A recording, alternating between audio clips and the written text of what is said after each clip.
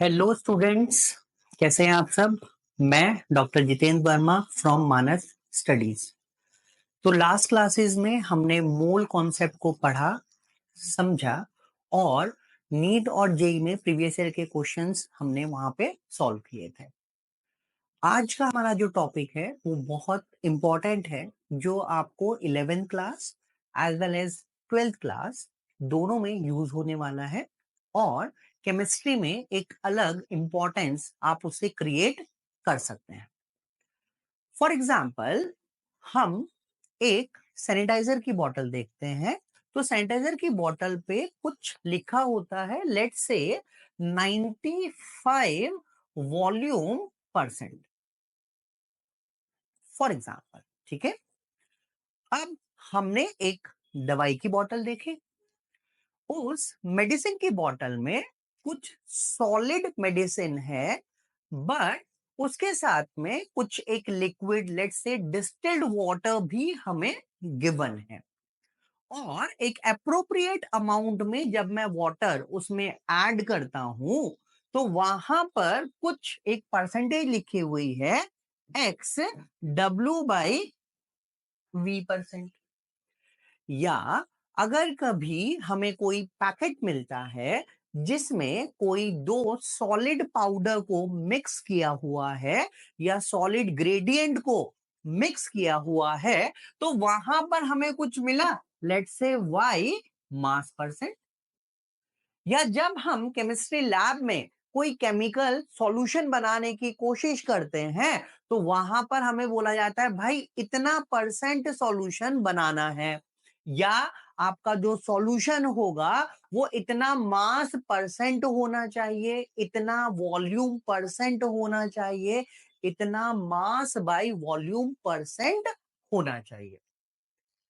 आजकल किसी को डेंगू हो गया तो वाटर, तो डॉक्टर क्या पूछता है, आपने पानी कैसा यूज किया, क्या वो पानी पॉल्यूटेड था या उसमें जो ई कोलाई की कॉन्सेंट्रेशन है वो ज्यादा थी कम थी। ऑल्दो हम ये सब देख के नहीं बता सकते हैं, बट हम वाटर को सैंपलिंग के लिए भेज सकते हैं।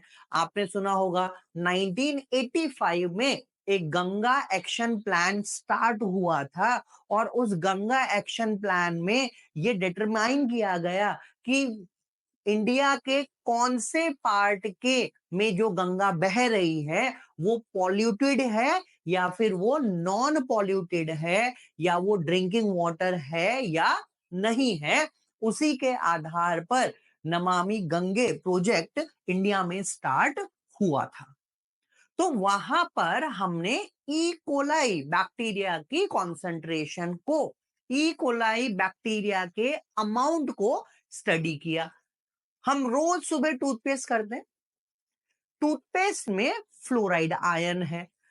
अब फ्लोराइड आयन तो है, लेकिन वो फ्लोराइड आयन क्या मेरे लिए हेल्पफुल है, या वो मेरे दांतों को गिरा सकता है, वहां से मुझे कुछ डेंटल प्रॉब्लम्स क्रिएट हो सकती हैं, या कुछ और उसका एडवर्स इफेक्ट होगा। तो इस सब चीज को डिसाइड कौन करता है, अमाउंट। अब केमिस्ट्री में इसी अमाउंट को कहा जाता है रेशन।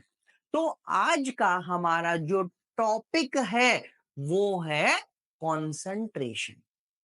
इंपॉर्टेंट टॉपिक है, 11th में भी आपको काम आएगा, 12th में भी आने वाला है, क्योंकि लिक्विड सॉल्यूशन जो चैप्टर है उसमें कॉन्सेंट्रेशन बहुत ही ज्यादा डिटेलिंग में आपको पढ़नी है। मोल कॉन्सेप्ट का यूटिलाइजेशन हम कॉन्सेंट्रेशन में भी कर सकते हैं। तो चलिए आज का टॉपिक स्टार्ट करते हैं, that is called concentration.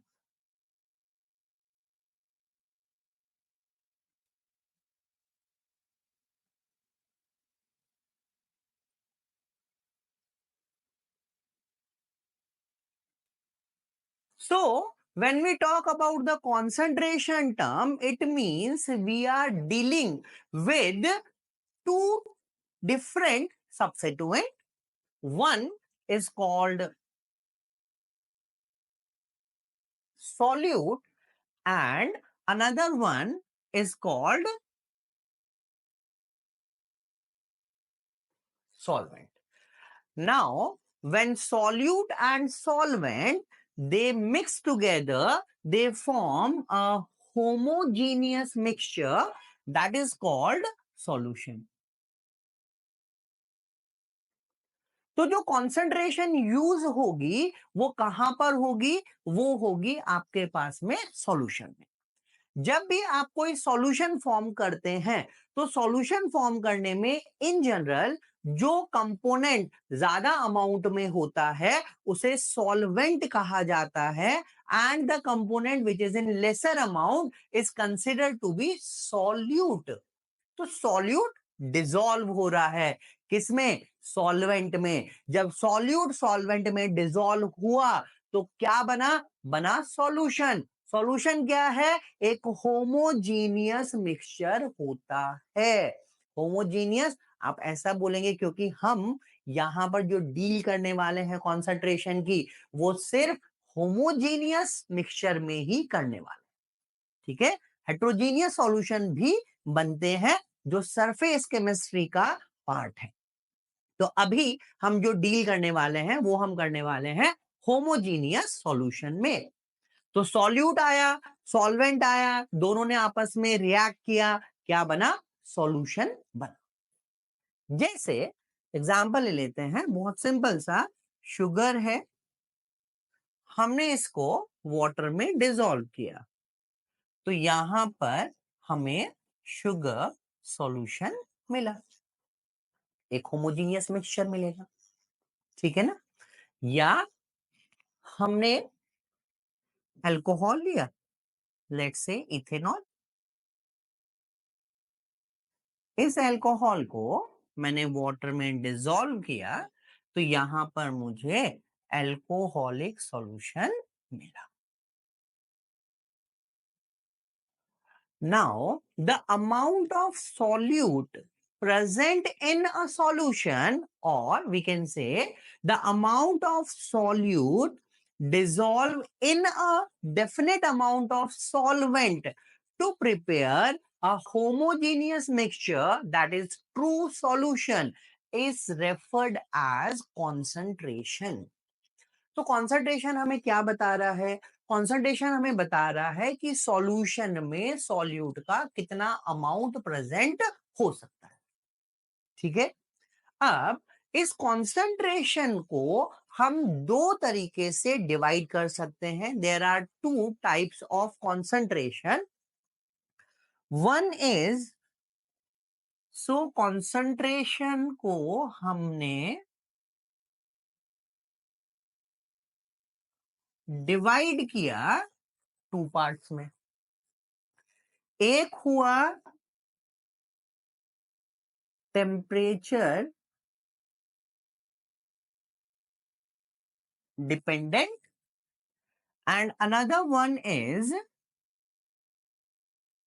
temperature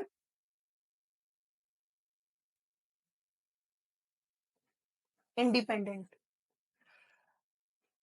Now, what is the basic difference between these two, temperature dependent and temperature independent? So, the difference is कि अगर हम कभी टेम्परेचर में कोई भी चेंज करते हैं तो वहां पर अगर कॉन्सेंट्रेशन चेंज हुई तो उसे हम कहेंगे टेम्परेचर डिपेंडेंट कॉन्सेंट्रेशन टर्म। और अगर टेम्परेचर में चेंज करने पर हमें कॉन्सेंट्रेशन में कोई चेंज नहीं मिलेगा तो उसको हम टेम्परेचर इंडिपेंडेंट टर्म कहेंगे। And you will be surprised to know this is the first question जो आपको जेई और नीट में पूछा जाता है। 2023 में जेई में कई सारी कॉन्संट्रेशन टर्म्स हमें दी हुई थी एग्जाम में और पूछा था इनमें से what is the number of concentration term which are temperature dependent. इसी तरीके से नीट में भी आपको 4 ऑप्शंस दिए होंगे और उन 4 ऑप्शन में से पूछ सकता है कौन सा टेम्परेचर डिपेंडेंट है और कौन सा टेम्परेचर इंडिपेंडेंट है। तो जो रूल है वो क्या कहता है बेटा? जिसमें भी वॉल्यूम टर्म इन्वॉल्व होगी अगर किसी कॉन्सेंट्रेशन टर्म में वॉल्यूम टर्म इन्वॉल्व हुई तो उस कॉन्सेंट्रेशन टर्म को टेम्परेचर डिपेंडेंट कॉन्सेंट्रेशन टर्म माना जाएगा, और अगर किसी में वॉल्यूम टर्म नहीं है तो इसको हम टेम्परेचर इंडिपेंडेंट मानते हैं। ठीक है, अब कौन कौन सी टर्म्स हैं जिसमें हम टेम्परेचर डिपेंडेंसी और टेम्परेचर इंडिपेंडेंसी को कॉन्सेंट्रेशन में एक्सप्रेस कर सकते हैं, देखते हैं। तो अगर हम यहां पर पहले टेम्परेचर डिपेंडेंट की बात करें,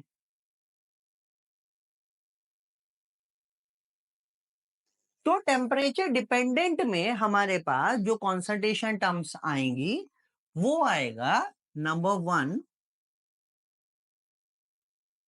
वॉल्यूम परसेंट और V by V percent. Second is mass by volume percent और W by V percent. The third one is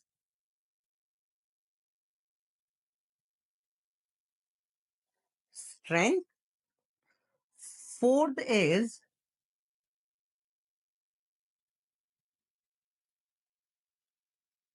molarity. Fifth one is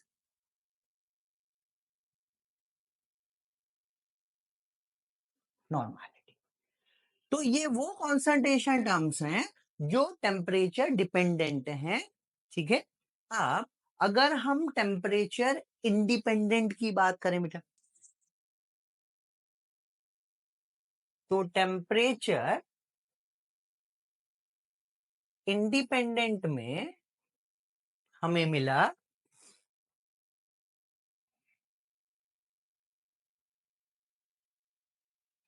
mass fraction. ठीक है,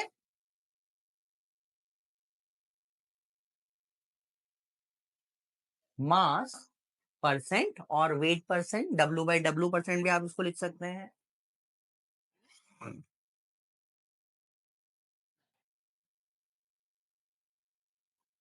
mole fraction, ppm, ppm stand for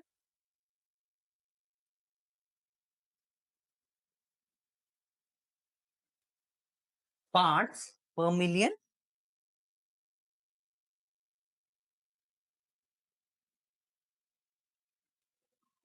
molality m। ठीक है, तो ये हुई हमारे temperature dependent, वो हुए टेम्परेचर इंडिपेंडेंट। ठीक है, तो आप पहले यहीं से इसको नोट डाउन कर सकते हैं और यहीं से आप नीट का एक क्वेश्चन या जेई का एक क्वेश्चन कर सकते हैं बेटा, इनमें से कौन सा कॉन्सेंट्रेशन टेम्परेचर डिपेंडेंट मानी जाएगी और कौन से टेम्परेचर इंडिपेंडेंट मानी जाएगी। ठीक है, अब यहां पर अगर आप थोड़ा सा ध्यान करें, हमने अभी आपको बोला था फ्लोराइड आयन, तो जो फ्लोराइड आयन है वो टूथपेस्ट में पीपीएम लेवल पे प्रेजेंट होता है। पीपीएम का मतलब क्या हुआ, पार्ट्स पर मिलियन। यानी अगर कभी सॉल्यूट बहुत ट्रेस अमाउंट में प्रेजेंट होगा तो वहां पर जो कॉन्सेंट्रेशन टर्म हम यूज करेंगे वो कौन सी होगी, वो होगी पार्ट्स पर मिलियन। अगर कभी हमें कुछ टेम्परेचर में वेरिएशन करना है बट आई नीड कि कॉन्सेंट्रेशन में कोई भी चेंज ना हो, तो मैं इनमें से किसी को प्रिफर करूंगा। इट मे बी मोलालिटी और मोल फ्रैक्शन और मास फ्रैक्शन। ठीक है, अगर हम कभी टेम्परेचर को वेरिएशन कर रहे हैं और हम ऑब्जर्व करना चाहते हैं कि सॉल्यूशन में क्या चेंजेस हुए इन टर्म्स ऑफ कॉन्सेंट्रेशन और अमाउंट ऑफ सॉल्यूट, तो उसके लिए मैं टेम्परेचर डिपेंडेंट कॉन्सेंट्रेशन टर्म्स को यूज करूंगा। मोस्टली जो हम यूज करते हैं वो है मोलारिटी और इधर जो हम यूज करेंगे वो है पीपीएम एंड मोलालिटी। तो जो आने वाले चैप्टर हैं जैसे लिक्विड सॉल्यूशन में when we will be dealing with the colligative properties, तो वहां पर हम कॉलिगेटिव प्रॉपर्टीज में मोलालिटी को यूज करेंगे, क्योंकि वहां पे हमें टेम्परेचर को वैरी करना पड़ेगा। जब हम बॉइलिंग पॉइंट निकालेंगे, जब हम फ्रीजिंग पॉइंट में कुछ चेंजेस निकालेंगे, या फिर वेपर प्रेशर में कोई चेंजेस जब मैं ऑब्जर्व करूंगा। ठीक है, तो चलिए स्टार्ट करते हैं किससे, टेम्परेचर डिपेंडेंट कॉन्सेंट्रेशन टर्म से।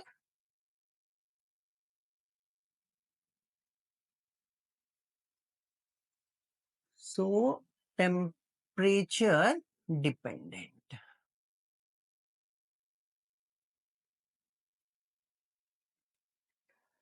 First one is volume percent और V बाय V परसेंट। अब यहां पर हमें एक चीज, एक छोटा सा कॉन्सेप्ट याद रखना है। अगर कभी भी हमें परसेंट लिखा हुआ है, इसका मतलब जो टोटल है वो कितना है, वो 100 है। टोटल का मतलब सॉल्यूशन। ठीक है, आपको हमेशा ध्यान रखना है। फॉर एग्जाम्पल, जैसे यहां पर एक्चुअली प्रॉब्लम कहां पे होती है बेटा, कि हमें कहा गया कि मेरे पास में 95 वॉल्यूम परसेंट इथेनॉल का सॉल्यूशन है।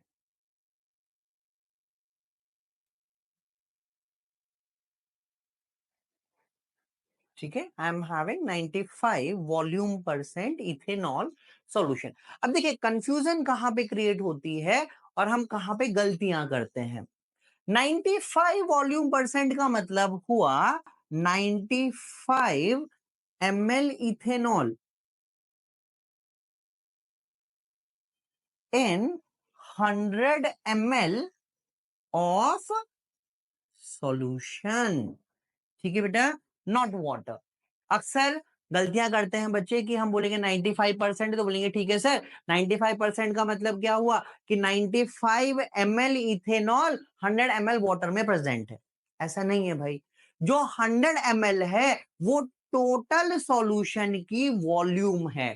किसकी वॉल्यूम है, टोटल सॉल्यूशन की। और टोटल सॉल्यूशन क्या है, सॉल्यूट प्लस सॉल्वेंट है। इसका मतलब इसमें 95 ml इथेनॉल है, तो 5 ml क्या है बेटा यहां पर, वाटर।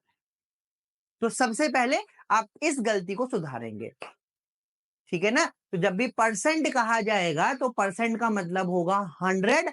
100 मतलब टोटल, और टोटल मतलब सॉल्यूशन, सॉल्वेंट नहीं है। तो जो भी परसेंटेज आपको दी हुई है that is the volume of solute, उसको 100 में से माइनस करके आप वॉल्यूम ऑफ सॉल्वेंट को आइडेंटिफाई या डिटरमाइन करेंगे। ठीक है, तो हमारे पास है वॉल्यूम बाई वॉल्यूम परसेंट। ठीक है, अब हमने क्या किया यहां पर,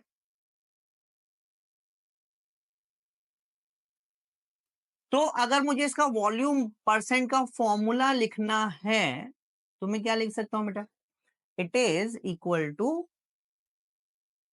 volume of solute upon volume of solution into 100, क्योंकि परसेंटेज है तो इसलिए आप उसको 100 से मल्टीप्लाई करेंगे। ठीक है, इनटू 100, ये आपको ध्यान रखना है। फॉर एग्जाम्पल, हमें कहा गया that 90 ml benzene, okay, plus 20 ml टॉलिन,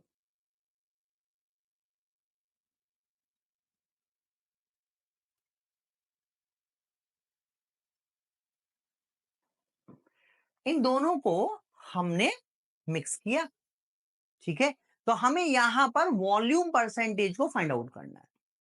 तो वॉल्यूम परसेंटेज कितना हो जाएगा? वॉल्यूम परसेंट हो जाएगा 20/110 इंटू, ध्यान रखिएगा इसको 20/90 आप नहीं करेंगे, ठीक है।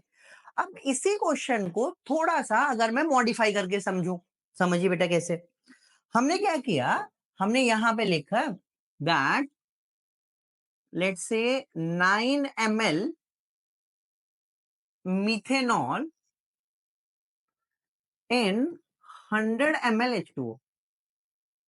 एक तो हमें ये दिया हुआ है और एक मुझे दिया हुआ है 9 ml मिथेनॉल इन 100 ml सॉल्यूशन, ठीक है।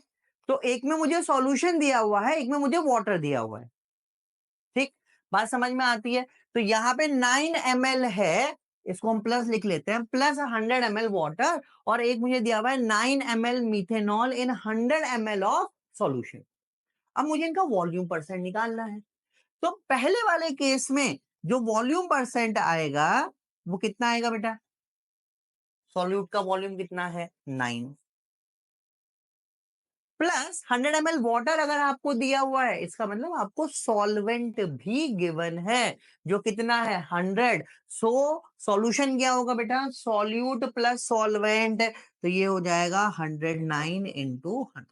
So this is the volume percent. But अगर मैं सेकेंड वाले में देख रहा हूं, सेकेंड वाले में मुझे कहा गया 9 ml methanol in 100 ml of solution, तो यहां पर मुझे सॉल्यूशन गिवन है, तो मुझे यहां पे ऐड नहीं करना है, सिंपली वॉल्यूम परसेंट आपके पास आएगा 9/100 इंटू 100, दैट इज 9। तो वर्ड वर्ड पावर आपको देखनी है, ठीक है ना, कि जो वर्ड मुझे दिया हुआ है वो सॉल्यूशन दिया हुआ है या फिर सॉल्वेंट दिया हुआ है, उसके अकॉर्डिंग मैं क्वेश्चन को प्रोसीड करूंगा।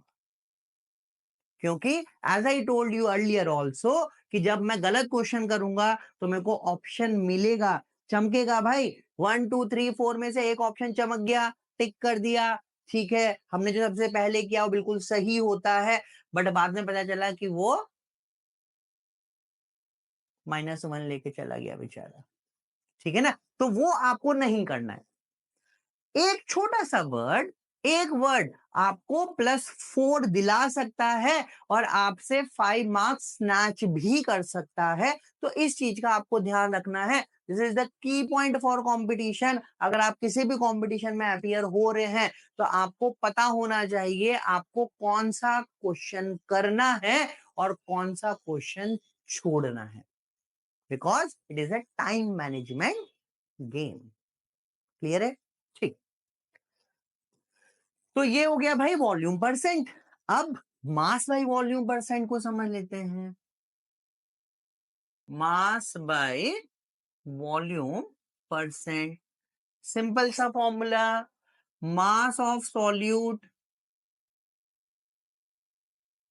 Divided by volume of solution into 100। इसका मतलब यहां पर हम जिस सॉल्यूशन की बात कर रहे हैं वो कौन सा सॉल्यूशन है? वो एक लिक्विड सॉल्यूशन है जिसमें सॉलिड को लिक्विड में डिसॉल्व किया गया है, ठीक है बेटा। जैसे अगर मुझे कहा गया कि हमारे पास में 25 W/V% एक्वा सॉल्यूशन है, एक्वा सॉल्यूशन ऑफ यूरिया, इसका मतलब क्या है? इसका मतलब हुआ 25 W/V% का मतलब क्या हुआ? As I told you, it is the 25 gram किसका? यूरिया का। किस में है भाई? परसेंट मतलब 100। 100 किसका होगा? टोटल होगा। टोटल क्या है? सॉल्यूशन है। तो 25 gram urea in 100 ml of solution. इसका मतलब अगर कभी वेट बाय वॉल्यूम परसेंट या मास बाय वॉल्यूम परसेंट गिवन है तो हमें सॉल्यूट का मास पता है और सॉल्यूशन का वॉल्यूम भी पता है। अब इसमें गड़बड़ कहां पे है? देखिए, गड़बड़ी होती है यहां पे कि हमसे कहा गया, अच्छा बताओ भाई, what is the mass of solvent? Solvent का मास कितना होगा? ठीक है, तो बहुत बच्चा फटाफट लिखेगा, सर डब्लू सॉल्वेंट हुआ, टोटल 100 था, 100 में से मैंने 25 माइनस कर दिया, आंसर आ गया 75। गलत है, ये वॉल्यूम है, ये मास है। तो आपको पहले सॉल्यूशन का मास चाहिए। अगर कोई मुझसे पूछे मेरा वेट कितना है, आई विल नॉट टेल कि मेरा वेट 72 लीटर है। भाई मैं 72 केजी में बताऊंगा, वेट तो केजी में बताया जाएगा, वॉल्यूम लीटर में बताई जाएगी। तो यहां पर ये मास है और ये वॉल्यूम है, तो आप यहां पे मास डायरेक्टली नहीं निकाल सकते हैं। ठीक है, इसके लिए आपको यहां पे एक और पैरामीटर की जरूरत पड़ेगी, और वो पैरामीटर कौन है? वो है डेंसिटी। अगर आपको सॉल्यूशन की डेंसिटी पता है तभी आप सॉल्यूशन का मास निकाल सकते हैं, वरना आपको सॉल्यूशन का मास नहीं मिलेगा। इसी क्वेश्चन को आगे प्रोसीड कर लेते हैं एक अलग एक्स्ट्रा पैरामीटर के साथ में। वो पैरामीटर क्या है? वो है डेंसिटी। तो आपको कहा गया 25 W/V% aqua solution of glucose है।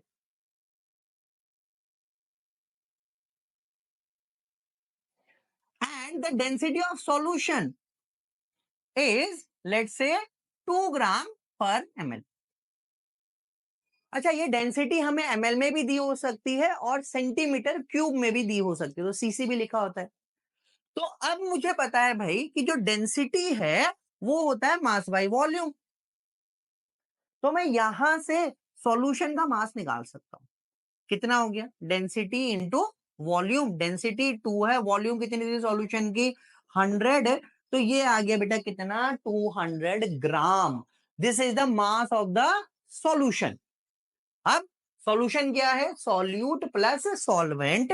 तो डब्लू ऑफ सॉल्वेंट हो जाएगा आपके पास में W of solution minus W of solute, that is 200 minus 25, 175 ग्राम।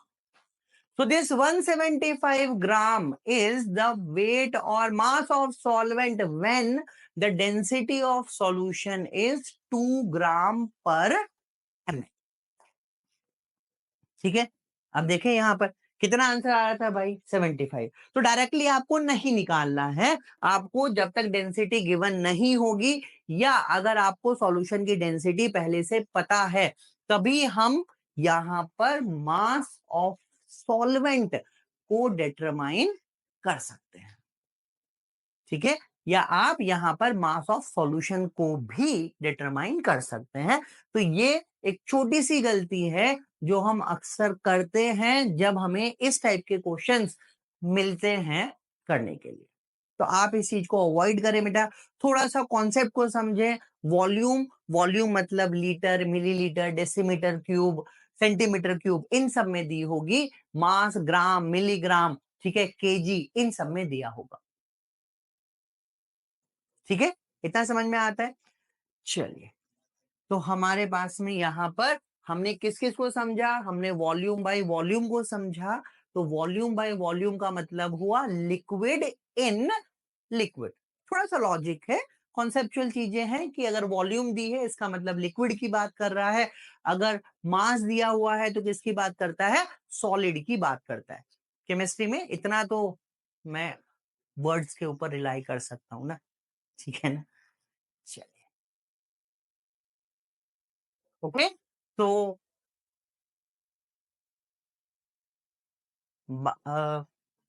हमने वी बाई वी हो गया बेटा, डब्ल्यू बाई वी हो गया।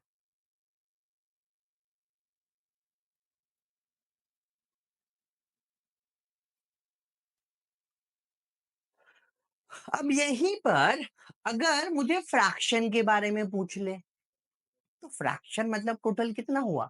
1। बहुत सिंपल सा, परसेंट 100, फ्रैक्शन 1। तो वॉल्यूम फ्रैक्शन क्या होगा? It is the volume of solute upon volume of solution into 1, not 100। हाँ, 100 आप लिखेंगे तो वो परसेंटेज में आपको देने वाला है। ओके, समझ में आती हैं चीजें? ठीक।